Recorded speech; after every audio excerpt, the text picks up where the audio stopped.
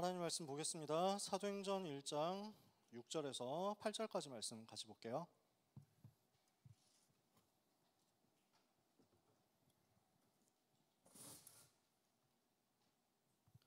사도행전 1장 6절에서 8절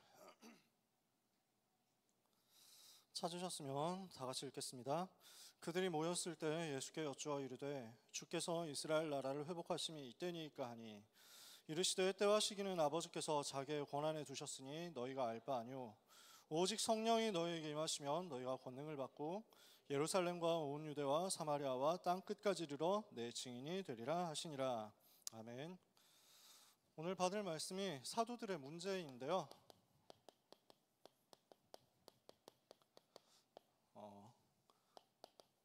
사도들을 까기 위해서 이 얘기를 하는 게 아닙니다. 오늘 이 얘기를 많이 할 수도 있는데 감히 우리가 어떻게 사도들을 까요? 주님 세우신 제자들을 어떻게 우리가 공격합니까? 우리 주님이 세우신 이 제자들이 얼마나 생을 걸고 전도운동 했습니까? 그분들을 우리가 폄하하고 우리가 못났다고 이렇게 욕하고 할 수 있는 입장이 우리는 전혀 안 됩니다. 우리는 그분들의 100분의 1을 할 수 있을까요? 근데 사도들마저도 문제가 있었단 말이에요. 그런 사도들마저도 연약한 부분이 있었거든요. 그리고 주님이 그것을 바꿔가시고 치유하시는 것을 우리가 보고 우리의 연약함을 어떻게 우리가 치유받아 갈 것이냐, 이쪽으로 기도하고 제목을 찾는 응답을 받아야 되겠습니다. 예수님께서 사도들을 세우셨는데요, 원하는 자들을 부르셨어요. 사도 12명의 제자들, 예수님이 원하셔서 부르신 제자들이었어요. 그래서 마가복음 3장 13절에서 15절에 보니까 자기가 원하시는 자들을 부르시니 나아온지라. 이에 12를 세우셨으니 이는 자기와 함께 있게 하시고 또 보내사 전도도 하며 귀신을 내쫓는 권세도 가지게 하려 하심이로라. 원하셔서 부르셨습니다.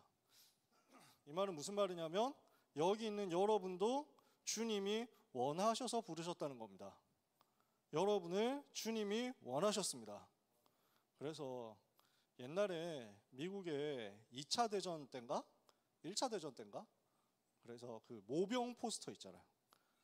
군인으로 갈 사람 모집한다. 이렇게 해가지고 US want you 하면서 막 이렇게. 그 그림 아세요?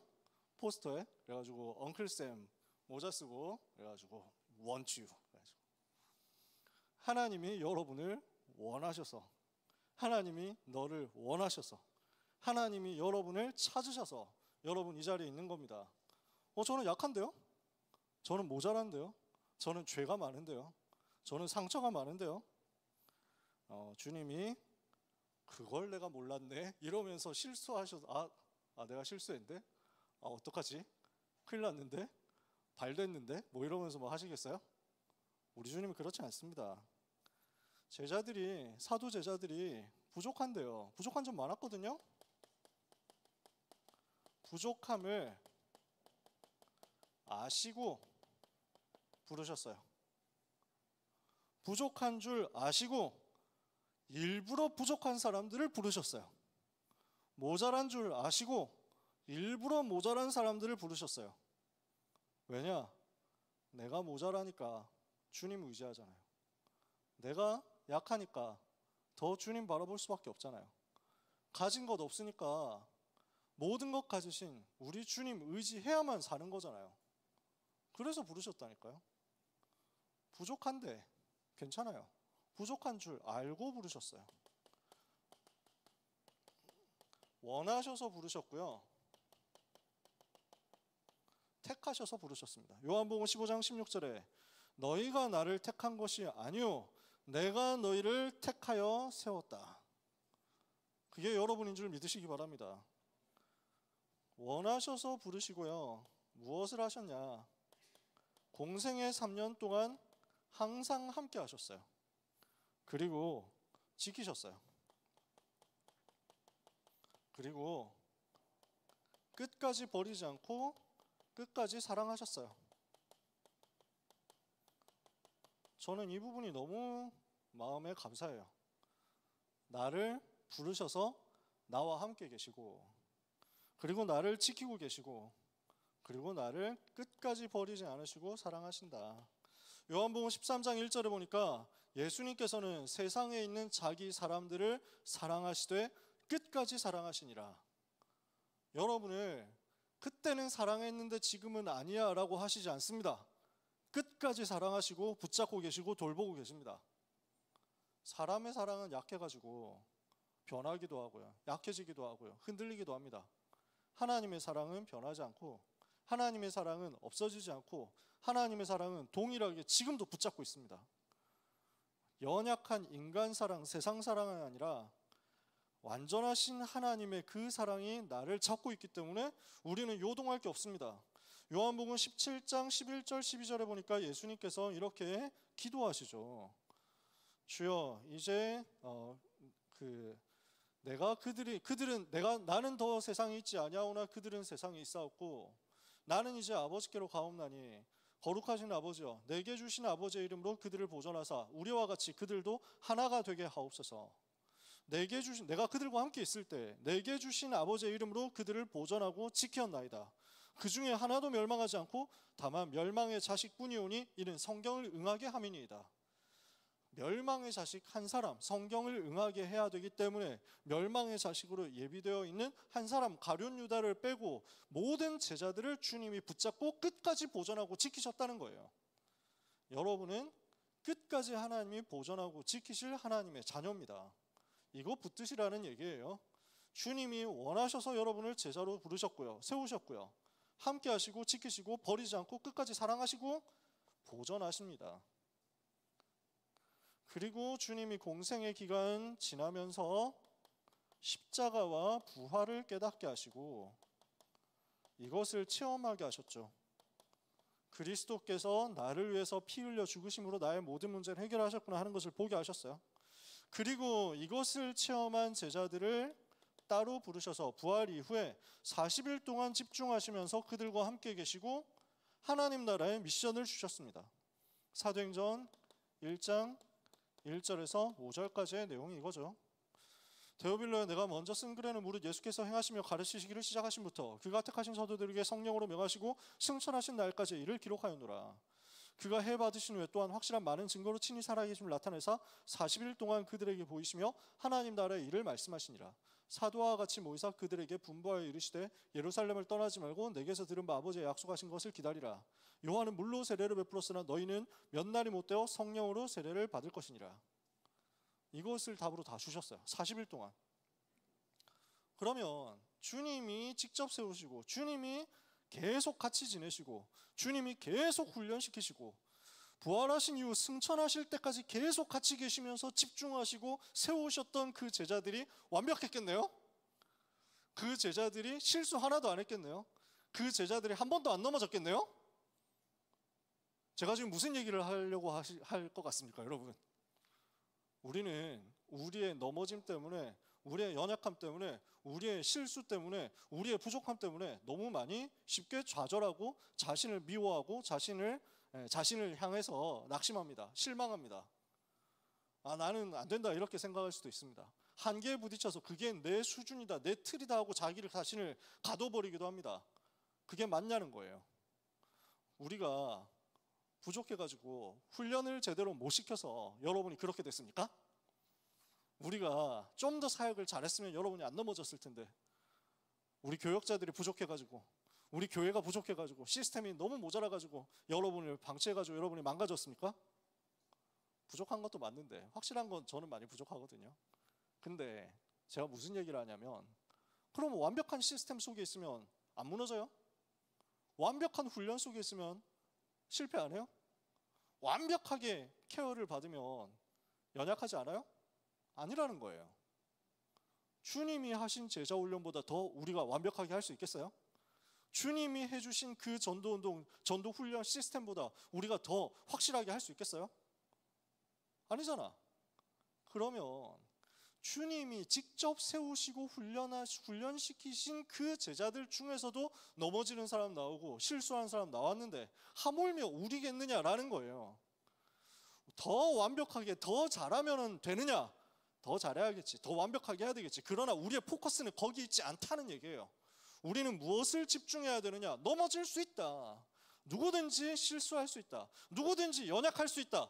괜찮다. 그리고 바꾸자라는 거예요.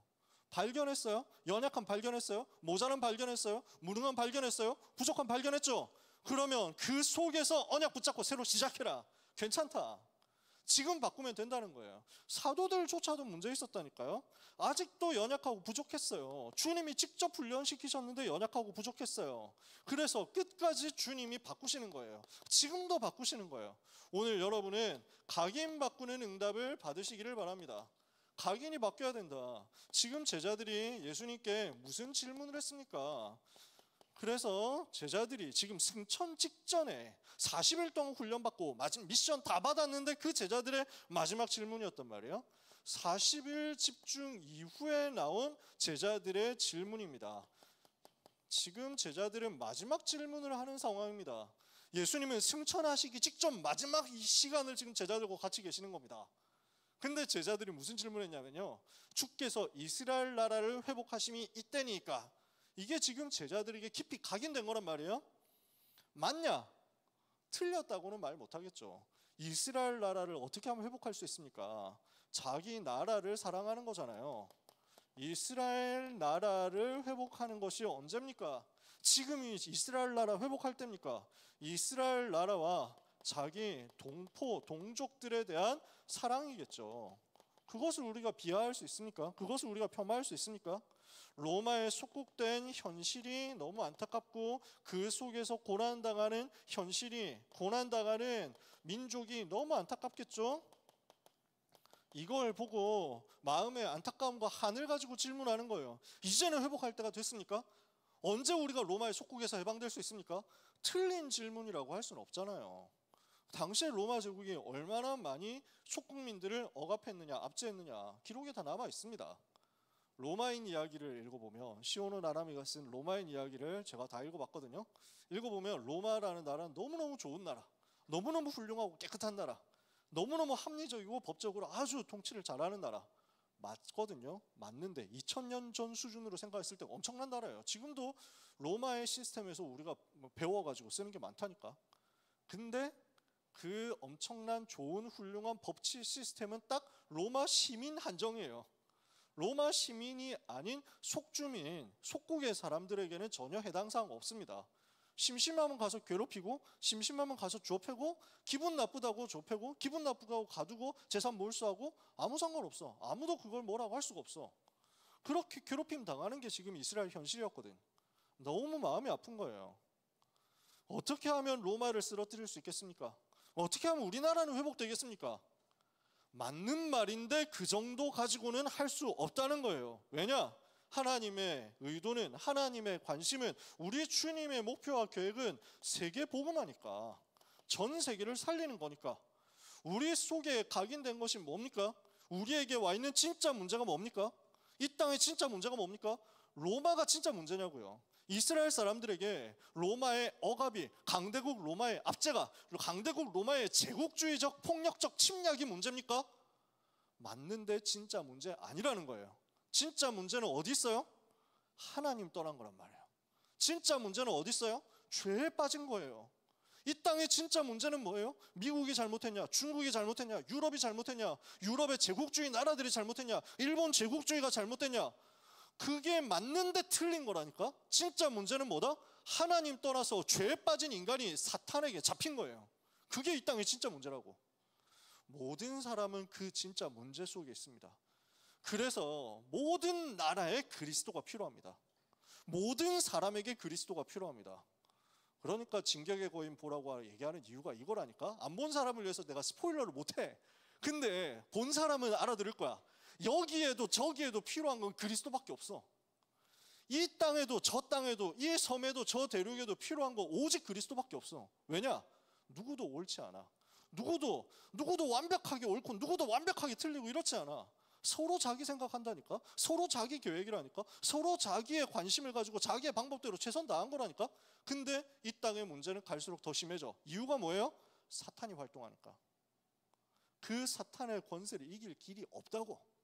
그 마귀의 세력을 이길 길이 없다고. 이 땅에 필요한 것은 오직 그 사탄의 머리를 박살내신 그리스도, 이 죄의 저주에서 인간을 건져내신 그리스도, 하나님 만나는 길을 열어서 지옥 운명에서 인간을 해방하신 그리스도, 그분밖에 없어요.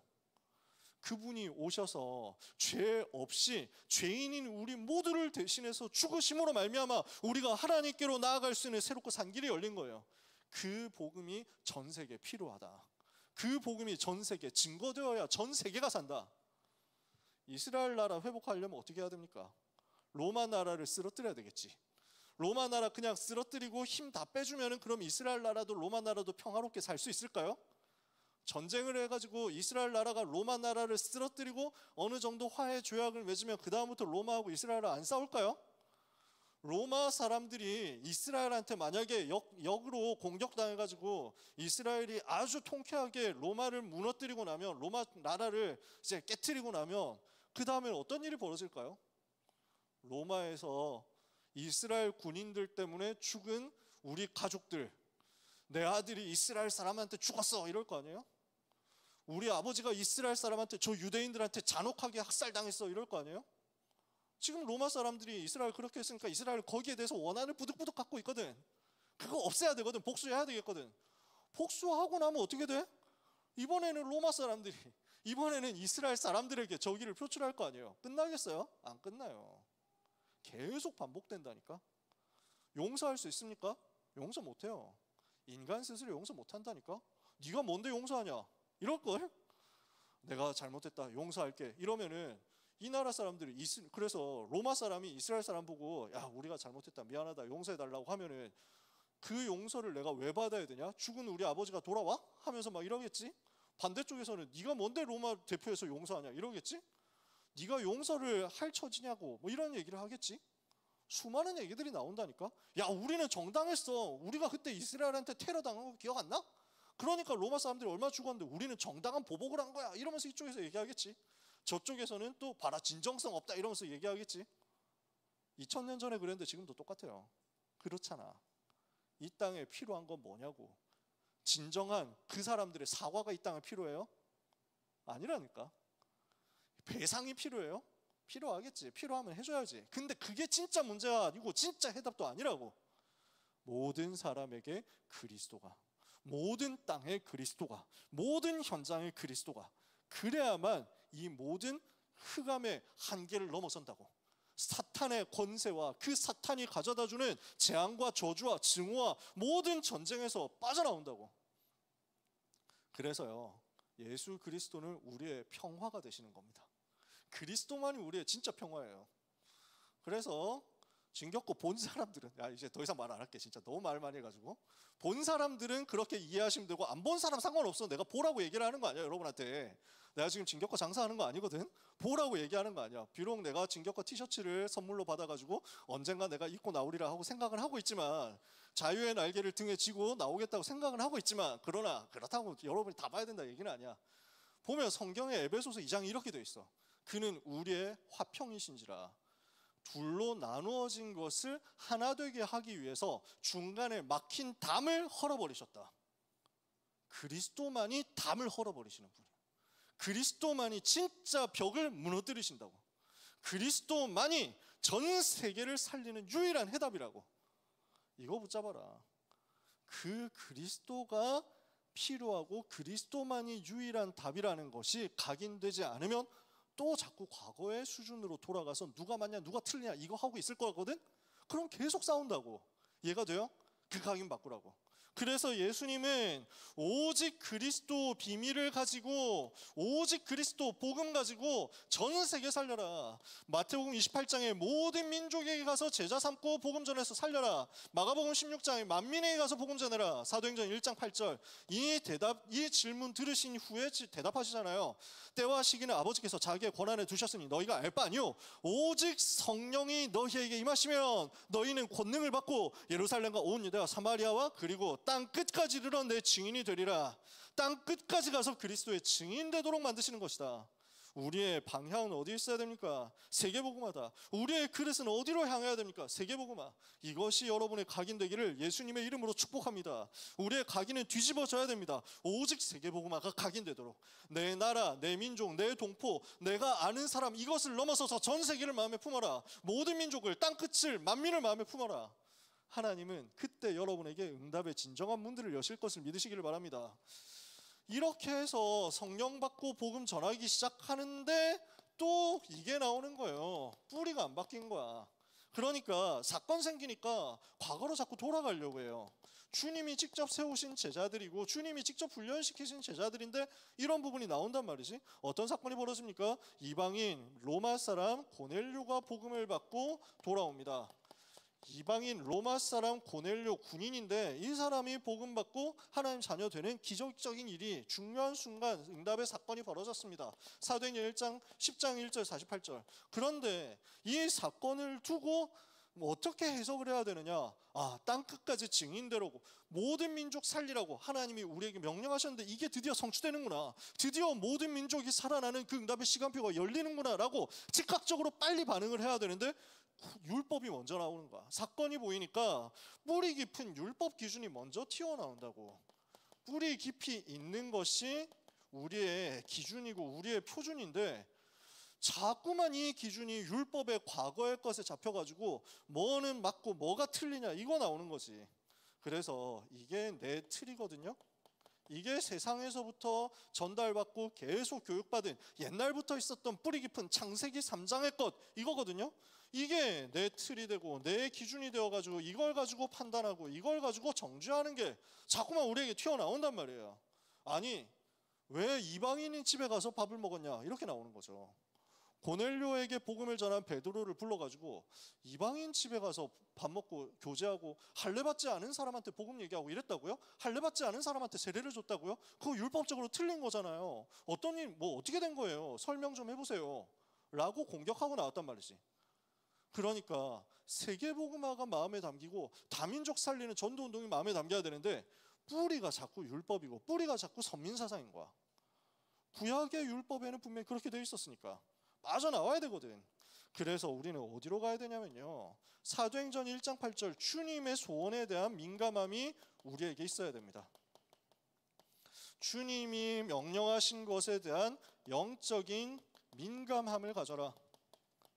여러분 자신을 돌아보라는 얘기예요. 사도행전 1장 8절에 여러분 얼마나 관심이 있습니까? 모든 민족 만민 땅끝에 여러분 얼마나 관심이 있습니까?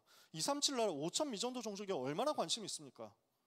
모든 나라, 모든 민족, 모든 세계를 품을 만큼 여러분은 하나님의 것으로 뿌리 내리는 응답 받으시기를 바랍니다. 그래서 이 영적인 민감함이 있어야 세계복음화의 주역될 수 있습니다. 안디옥 교회가 이걸 빨리 깨달았거든요. 그러니까 흩어진 자들이 모여서 이방인에게 복음 전해서 세워진 안디옥 교회를 통해서 하나님의 세계복음화의 큰 역사를 이루시는 거예요. 빨리 깨달은 안디옥 교회는 하나님께서 계속 문을 열어주시고 응답의 시간표를 허락하시는 거예요. 여러분이 그 응답을 받으시기를 바랍니다. 그럼 사도들은 버려졌냐? 늦게 깨달았던 예루살렘 교회는 버려졌냐? 늦게 깨달았는데 늦게라도 해. 그러니까 여러분 가능하면 더 민감하게 사도행전 1장 8절에 빨리 반응되도록 여러분의 뿌리를 바꾸시기 바랍니다. 늦으면 낙심하지 말고 그때 바꾸면 됩니다. 잘 안 된다? 낙심하지 말고 또 도전하면 됩니다. 내 그릇이, 내 각인과 뿌리가 세계복음화 사도행전 1장 8절에 담겨지도록.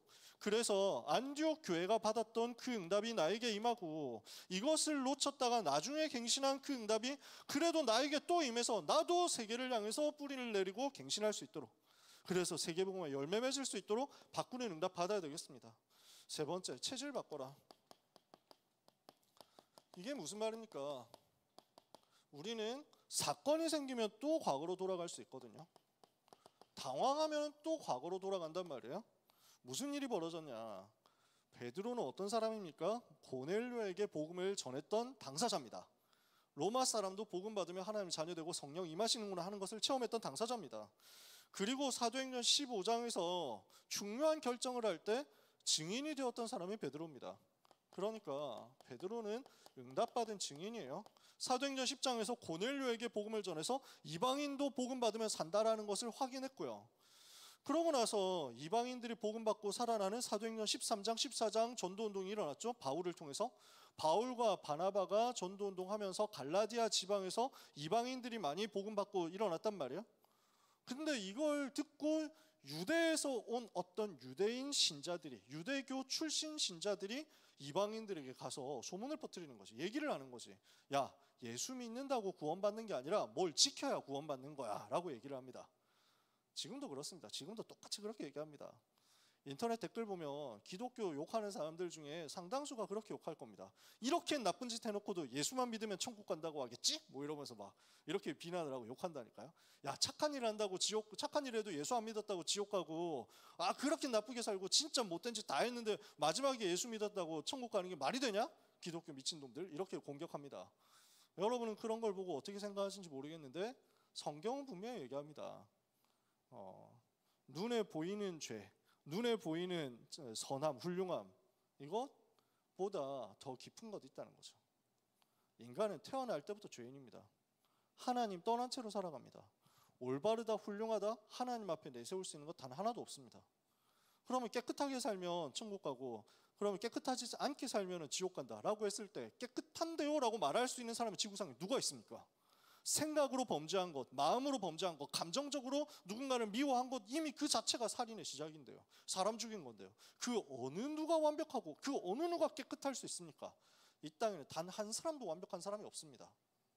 심지어 태어나기 전부터 있었던 영적인 재앙과 저주 문제, 원죄의 문제는 누구도 벗어날 수가 없어요. 죄라는 단어가 붙으니까 자꾸 뭔가 잘못한 것만 죄라고 생각하는데 소속 자체가 죄란 말이에요. 소속 자체가.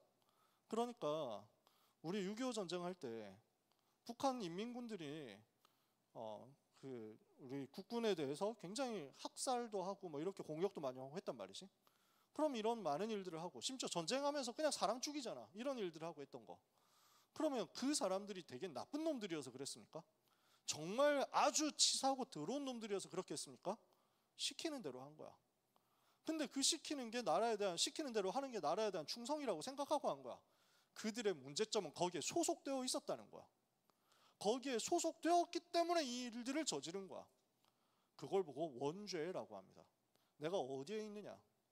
하나님을 떠나기로 아담과 하와가 작정했던 그 순간부터 모든 사람은 마귀에게 소속된 대로 태어납니다.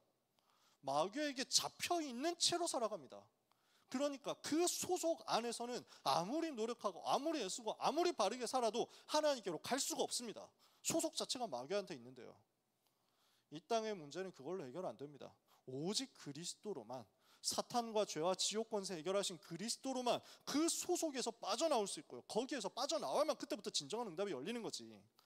그래서 이 복음을 바울과 바나바가 제대로 전달했는데 지금 유대 율법에 잡혀있는 사람들이 가가지고 그걸 공격을 한단 말이에요. 그래서 바울과 바나바가 화가 나가지고 이 사람들하고 막 논쟁을 하니까 논쟁을 벌이다가 안 되겠다, 예루살렘 가서 얘기하자. 예루살렘에 있는 교회 본부에 가가지고 총회에서 직접 이 부분을 쇼부 보겠다 라고 해가지고 바울과 바나바가 와서 예루살렘에서 보고를 합니다. 이렇게 해서 전도 여행 갔는데 이방인들이 복음 받고 살아났습니다. 하나님께서 이렇게 은혜를 주셨습니다 하니까 사람들이 듣고 너무 감사하고 하나님께 영광을 돌렸어요. 그리고 나서 이제 토론이 벌어지는 거예요. 그래도 할례를 받아야 된다, 그래도 율법은 지켜야 된다, 그래도 과거에 했던 건 해야 된다, 그래야 구원받는 거다 라고 주장하는 사람들이 나와가지고 바울과 바나바가 막 싸우고 있습니다. 이때 일어나서 바울과 바나바 편을 들어준 사람이 베드로예요. 뭐라고 하느냐면, 야, 내가 이방인 만나서 복음 전해봤거든. 고넬료에게도 복음 들어가고 로마 사람인 고넬료에게도 그 가족들에게도 성령이 충만하게 임하시는 걸 내가 봤어. 아니 그럼 그 사람들이 율법 지켜서 구원받았냐? 율법 지켰으니까 그렇게 성령 받았냐? 아니지 않냐? 그리고 생각해봐라, 너희는 율법 다 지키냐? 우리가 율법 다 지킨다고 말할 수 있냐? 우리도 다 지키지 못하는 율법을 어떻게 이방인들의 어깨에 또 새로 지우려고 하느냐? 그 율법의 짐을. 우리는 우리와 같이 그 이방인들도 전부 하나님의 은혜로, 오직 주 예수의 은혜로만 구원받는 줄을 믿는다. 제가 왜 이 이야기를 자세하게 설명하냐면, 유목사님이 학원 보고 막 설교하실 때 바울이 요 이야기를 가지고 베드로를 야단쳤다라고 하셔가지고 제가 베드로를 변호를 하는 겁니다. 바울이 베드로 깔 때 한 말이 아니에요. 베드로가 직접 한 말이에요. 그래서 아마 천국에 있는 베드로가 좀 억울했을 것 같아가지고 제가 대신 이제 억울함을 풀어드리는 건데 이미 천국에 있으니까 뭐 그럴 수도 있지 뭐 하면서 웃었겠지 베드로도. 그러니까 너무 멋있는 말을 여기서 한 거야. 사도행전 15장에서 베드로가 정확하게 복음을 얘기한 거야. 그래서 이걸 듣고 야고보 사도가 판단을 제대로 내립니다. 맞다, 베드로가 한 말이 맞다. 그래서 율법 가지고 이방인들에게 강요하지 말자 하고 사도행전 15장에 결론이 납니다. 너무 은혜롭게 결론이 났죠. 그리고 나서 그 증인인 베드로가 이제 안디옥에 올라와가지고 바울하고 교제하는 시간이 있었습니다. 바울 만나가지고 인사도 하고 안디옥 교회 성도들하고도 인사하고 소통도 하고 그러면서 안디옥에 있는 이방인 성도들하고 식사하는 시간이 왔어요. 그래서 식사하면서 같이 교제를 하는데 문제가 생긴 거야. 야고보 사도가 보낸 유대인 몇 사람이 안디옥에 왔다는 이야기를 듣고 베드로가 당황을 한 거야. 자, 제가 무슨 말을 하는지 아시겠습니까? 이렇게 깨닫고 이렇게 체험했던 베드로가 순간적으로 갈등 상황이 온 거예요. 그러니까 갈등의 상황에서 무슨 말을 들은 것도 아니야. 왜 밥 먹고 있어요? 왜 이방인들하고 같이 있어? 이런 얘기를 들은 것도 아니야. 근데 갈등이 올 것 같으니까 지레 겁을 먹고 피하는 거야. 이거는 깊이 생각해서 나온 결정이 아니라 반사적으로 나오는 거예요. 순간적으로 당황해서 나오는 것이. 그래서 우리한테 이런 일이 생길 수도 있거든요. 갈등이 온다, 당황스러운 사건이 생긴다, 갑자기 문제가 생긴다. 이러면요 순간적으로 우리가 주저할 수 있습니다. 지금 베드로가 이 상황이에요. 순간적으로 당황해가지고 피하는 거예요. 어려운 결정 못하겠다, 무서운 결정 못하겠다, 무거운 결정 못하겠다, 피해버려. 그러니까 여기서 지금 유대인들이 나한테 시비를 걸었을 때 내가 여기에 복잡하게 설명하다가 오해 사고 하는 거 귀찮으니까 그냥 나 여기서 안 먹을래 하고 그냥 빠져나와 버렸어. 근데 이걸 보고 바나바도 미혹돼가지고, 바나바도 그들의 외식에 미혹되었느니라. 바울은 이렇게 얘기를 하거든요. 지금 반사적으로 나오는 결단과 선택을 보고 우리의 체질이라고 할 수 있는데, 반사적으로 그냥 뭔가 깊이 생각해가지고 하는 게 아니라 즉각적으로 순간적으로 당황되었을 때 나오는 것이 체질이라고 할 수 있는데, 그 체질이 어디에 있느냐는 거예요. 증인인 베드로조차도 체질 자체가 과거의 것에 묶여 있었고 세계를 못 보는 체질 속에 있었다. 그래서 하나님이 이걸 깨트리려고 바울을 들어 써가지고 베드로를 꾸짖도록 만들거든요. 바울하고 베드로가 친하니까 이런 얘기를 하는 겁니다. 안 친하면 꾸짖고 함부로 뭐 야단치고 하겠어요? 야, 아니 뭐 밥 먹는데 그걸 그렇게 비겁하면 되냐고. 아니 목사님 그런 식으로 하면은 사람들이 다 오해하잖아요 하면서 막 베드로가, 바울이 베드로 보고 뭐라고 하니까 베드로가 나중에 가가지고 그랬겠지, 그러네 진짜, 좀 부끄럽다, 미안합니다 목사님 하면서 뭐 이랬겠지. 그랬을 거야. 나중에 로마에서 바울하고 같이 사역하거든 베드로가. 보면 딱 알지. 그러니까 이때 우리가 봐야 될 거 뭐냐면 내 진짜 체질이 어디 있냐. 여러분한테 문제 딱 줬을 때 그 문제 앞에서 여러분 반사적으로 무슨 결정하고 무슨 판단하고 무슨 생각할 겁니까? 우리는 체질 자체가 자꾸 인본주의로 돌아간다니까요. 베드로가 인본주의로 돌아가잖아요. 요 체질에서 나오도록 하려면 어떻게 해야 됩니까? 내 체질이 나는 그리스도와 함께 십자가에 못 박혔나니.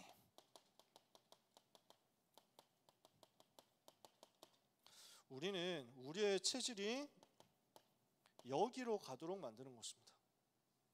내가 죽고 그리스도만 내 안에 사시도록 하는 것이 우리의 체질 되도록 바꿔야 되겠습니다. 이게 바울의 고백입니다. 나는 죽고 그리스도만 내 안에 사신다. 내가 그리스도와 십자가에 못 박혔나니 이제는 내가 사는 것이 아니오 오직 내 안에 그리스도께서 사시는 것이라.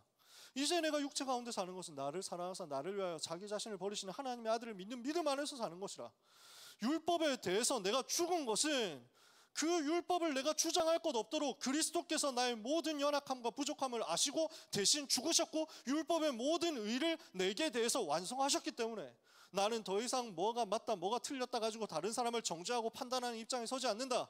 나는 율법을 가지고 괴롭히고 율법을 가지고 정죄하고 율법을 가지고 죽이는 자리에 설 수 없다. 그리스도께서 율법에 대해서 대신 이미 죽으셨고 죄인인 나를 용서하시고 살리셨는데 내가 누구를 비난하고 정죄하고 판단하느냐.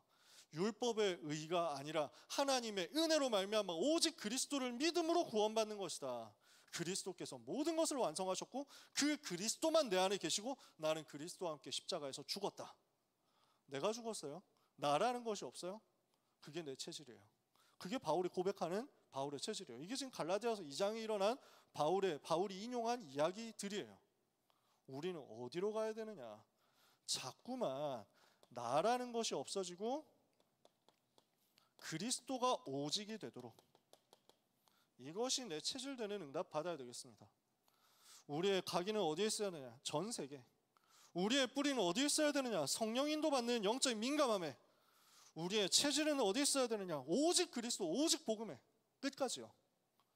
그래서 이걸 보고 오늘 여러분이 언약 제대로 붙잡게 되시기를 바랍니다. 오직 그리스도가 나의 체질이 되게 하옵소서. 오직 세계복음만 나의 각인되게 하옵소서. 이걸 두고 성령 인도 받는 것에 나의 뿌리가 있게 하여 주옵소서. 이걸 각각 이야기하면요, 하나님의 망대, 하나님의 여정, 하나님의 이정표라고 합니다. 이해가 돼요? 오늘 나의 각인 뿌리 체질이 하나님의 망대, 하나님의 여정, 하나님의 이정표로 붙잡아져서 그 하나님의 은혜에 붙잡힌 바 되어서 하나님께 끌려가는 것이 되도록 만들어라. 이것이 방학을 슬슬 마무리해 가는 여러분에게 하나님께서 원하시는 것임을 믿고 오늘 언약 붙잡고 힘 얻으시고 승리하게 되시기를 축복합니다. 그래서 여러분한테 부탁하는 거는요, 안 된다고 낙심하지 말라는 거예요. 서론에서부터 처음부터 얘기한 게 사도들도 이렇게 연약했는데 우리가 넘어지는 것 그럴 수 있다니까.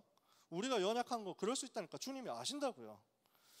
안 된다고 해서, 내가 실패한다고 해서 낙심하지 마라. 왜냐? 하나님이 낙심하지 않으시고 하나님이 나를 포기하지 않으시니까요. 하나님께서 나를 포기하지 않으시고 결국 끝까지 나를 사랑하셔서 나를 살리시고 나를 완성하시고 나를 이루실 거니까요. 끝까지 끝내 완성시키실 것입니다. 그래서 빌립보서 1장 6절을 보니까 너희 안에 착한 일을 시작하신 이가 그리스도의 날까지 이루실 줄을 우리가 확신하노라. 여러분 속에 착한 일이 시작됐습니다. 그것을 시작하신 하나님께서 그리스도의 날까지 이루십니다. 내가 만들어서 하는 것이 아니라 하나님의 열심히 나를 완성시켜 내십니다. 나는 부족한데 하나님께서 나를 완전하게 만들어 가시는 겁니다.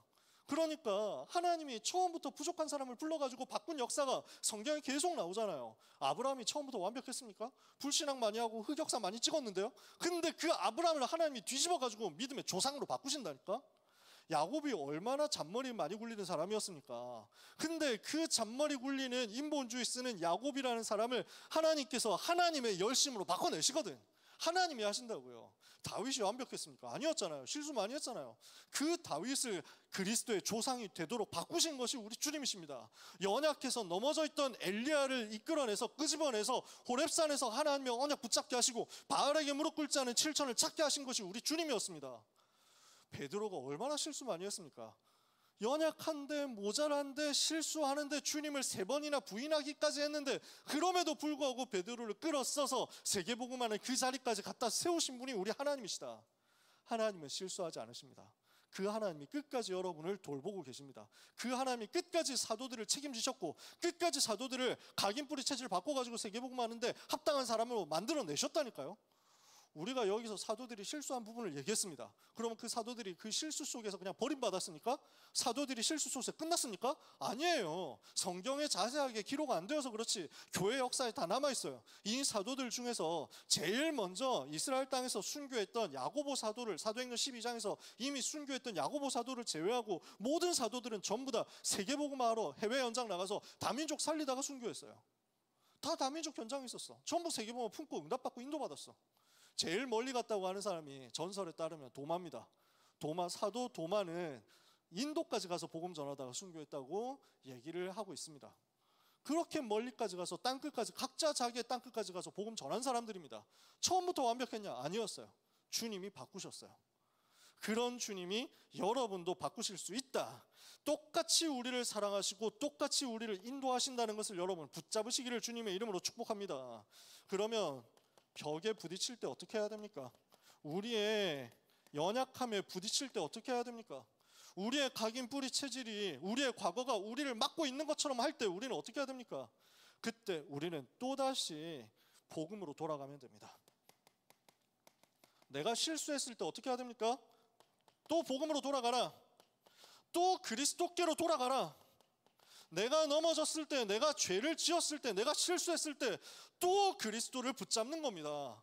빈손 들고 앞에 가서 십자가를 붙드는 겁니다. 의가 없는 자라도 도와주신 바라고 생명샘에 나가는 겁니다. 나를 씻어 주실 그리스도를 의지하는 겁니다. 그래서 나를 용서하시고 살리신 그리스도의 십자가를 바라봐라. 그리스도를 의지하고 그 십자가를 의지하고 그 십자가 보혈의 공로를 의지해라. 그 그리스도께서 또다시 나에게 은혜를 주시고 또다시 나를 새롭게 시작하도록 역사하실 것입니다. 실수했냐? 낙심하지 말고 하나님 바라보고 실수했냐? 복음 의지해라. 그러면 어떻게 되냐? 하나님이 우리에게 이 축복을 주실 겁니다. 그러면 실수했을 때 복음 붙잡으면 되니까 계속 실수하고 계속 복음 붙잡고 이러면 됩니까? 네, 맞습니다. 계속 복음 붙잡으세요. 근데 그러면 하나님이 이렇게 하실 겁니다. 복음과 전도를 위해서 갱신하게 하실 겁니다. 내가 변화되게 하실 거예요. 그 하나님 바라보고 복음 붙잡으면 하나님께서 내 각인, 내 뿌리, 내 체질을 바꿔서 세계복음화로 성령인도 받고 말씀 따라가는 것으로 오직 그리스도로 붙잡을 수 있도록 은혜 주실 것입니다. 이걸 여러분의 것으로 만드시면 돼요. 그래서 복음과 전도를 위해서 세계복음화 할 수 있는 그릇이 되도록 내가 갱신하면, 내가 변화되면, 내가 치유받으면 하나님은 이때 축복을 하려고 기다리셨다가 그 축복들을 쏟아부어 주실 겁니다. 그래서 많은 응답과 많은 축복이 계획되어 있습니다. 근데 그 축복과 응답들이 언제 임하느냐? 갱신했을 때 임합니다. 내가 변화될 그때 하나님은 기다리셨다가 합당하게 쏟아부어 주십니다. 그걸 여러분이 보게 될 겁니다. 그래서 이제 대학생들은 방학 얼마 안 남았습니다. 수험생들이 있다면, 수능 쳐야 되는 N수생 랩런트들이 있다면 이제 또 얼마 안 남았습니다. 한 100일 정도 남았겠죠. 그래서 남은 시간 동안 대학생들은 2학기 개강을 두고 기도하면서 준비하시고요. 또 수험생들 수능을 두고 기도하시면서 준비하시고요. 또 여러 가지 취준생들 기도하면서 똑같이 인도받아야 되겠죠. 편입생들 준비하고 있겠죠. 여러 가지로 준비하는 가운데 나에게 주어진 여름의 마지막 시간을 어떻게 해야 되겠냐? 오늘도 복음 붙잡도록, 그리고 그 복음이 제대로 붙잡아지는 가운데 내가 갱신되도록 결단하게 되시기를 축복합니다. 나의 각인 뿌리 체질을 바꾸기 위한 작은 갱신은 어디에서 시작해야 되겠느냐 하는 것을 여러분들이 남은 시간 동안에 마지막으로 확인하세요. 그래서 대학생 기준으로 이야기하면 이제 방학 얼마 남았냐? 2주 남았지. 그 방학이 끝난다니까. 이번 주에 또 우리 블루 페스티벌 갈 거 아니에요. 갔다 오면 이제 방학 일주일 남는다고. 그냥 훈련 그래가지고 이러면 끝나보면 정신 차려보면 이제 개강이야. 제가 그렇게 살았습니다. 평균 여름 수련회, 제가 대학생일 때 평균 여름 수련회 최소 7번, 그 다음에 최대 한 10번 이렇게 해가지고 살다 보니까 캐리어 풀 틈도 없어. 그래서 캐리어 있는 거 빨래만 교체해가지고 그대로 가고 이렇게 하니까, 그래서 저 대학생 때 알바를 한 히스토리가 없어. 알바를 할 수가 있어요. 지금 계속 수련회인데. 근데 하나님께서 세우시더라고요. 남은 짧은 시간인데 그 짧은 시간 동안에 나는 복음 집중하는 것이다. 그래서 내가 하반기에 어떻게 주님 위해서 살 것인지 언약 제대로 정리하는 가운데 미션 잡는 것이다. 이걸 여러분의 것 되게 하시기를 축복합니다. 남은 시간이 하나님이 주시는 은혜로 힘을 얻는 시간 되기를 바랍니다.